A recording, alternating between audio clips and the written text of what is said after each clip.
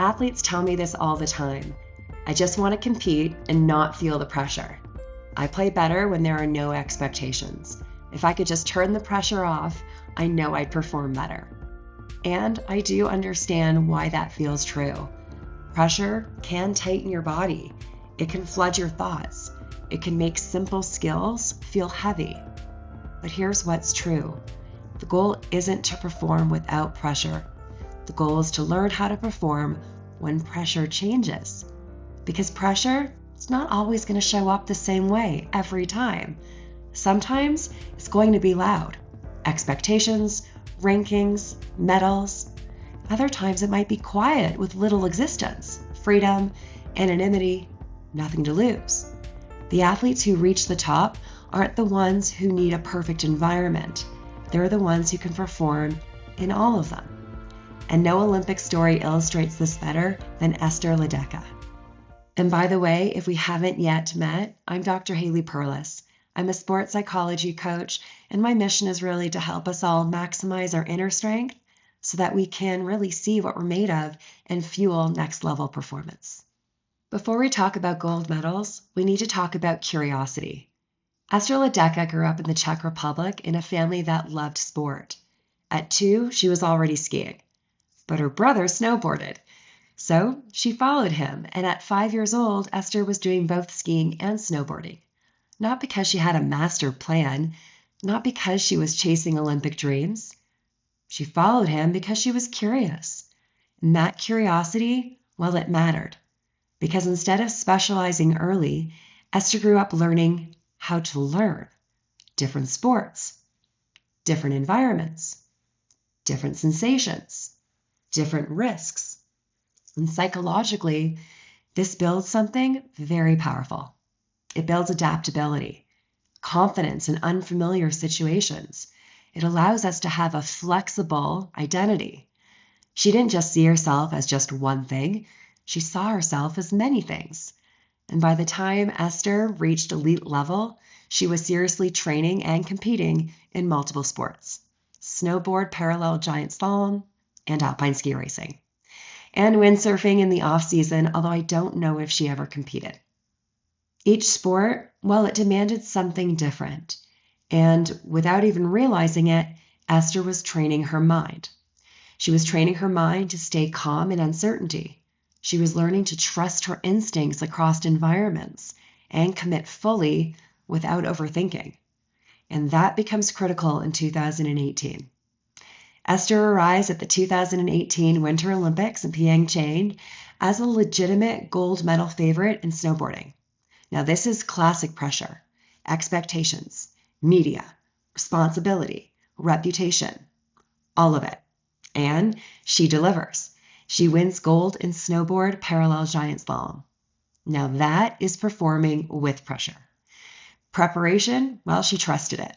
Focus, it was clean. Execution, hers was strong. And by then, most athletes would mentally exhale right there. But Ester wasn't finished. A few days later, she enters the Alpine Super G, and this is where the story becomes truly extraordinary. At this point in the race, the fastest skiers traditionally start early. The best snow conditions are expected in the earlier bibs. By the time Anna Weith skied with bib 15, the world believed that the race was over. Anna Weith crossed the line and was in the lead. Broadcasters, well, they were talking about the gold medal being decided.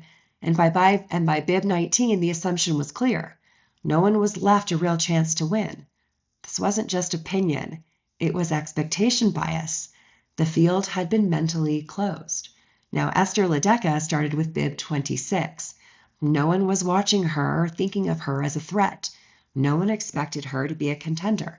She wasn't on anybody's radar. She was so far outside the expectation window that she was skiing in a different psychological universe. Unlike snowboarding, she had no pressure. I also want to say that she was on borrowed skis, and right before her run, her boot broke. But because no one was anticipating that she would be a contender, this is what we call no pressure. This is what that looks like.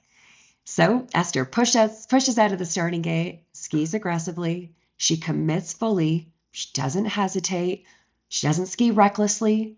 maybe freely, she crosses the finish line, doesn't celebrate because she assumes she's out. Then she looks up at the scoreboard and sees her name move into first place. She had won by 0.01 of a second. Against the best alpine skiers in the world, she gets the gold in a second sport at the same Olympics, something no one else has ever done before. Now, this is where it's important. In alpine ski racing, she wasn't defending a reputation. We know that. She wasn't proving that she belonged. She wasn't protecting a legacy. She was simply skiing. So, we get it. No pressure. But this is what makes Ester's story so valuable. She performed with pressure in snowboarding and without pressure in skiing. Back-to-back competitions, the same athlete, the same brain, different relationship to expectation, which tells us something critical. Peak performance isn't about removing pressure. It's about removing ego threat from pressure. And here's what kept Ester's head straight. 1, she didn't define herself narrowly. 2, she was an athlete who trusted her skills. And 3, her career was built on curiosity, not control. Ester wasn't surviving pressure. She was exploring performance with or without pressure. And here are 3 tools you can use to do the same thing, again, no matter whether you have pressure or not. Before performance, ask yourself, who am I regardless of the outcome? Anchor your identity in skills, not results. When pressure rises, say, let's see what happens, because curiosity will quiet down the fear. And then also replace this thought, this matters too much. Replace it with, this is information, not judgment. Your nervous system is going to respond immediately. Ester Ledecká shows us that pressure or no pressure, it doesn't matter. Pressure doesn't ruin your performance. Expectations, they don't have to hijack your execution. And confidence under pressure is built through identity, curiosity, and trust. Those are the skills. You don't need pressure to disappear. You need your relationship with it to evolve.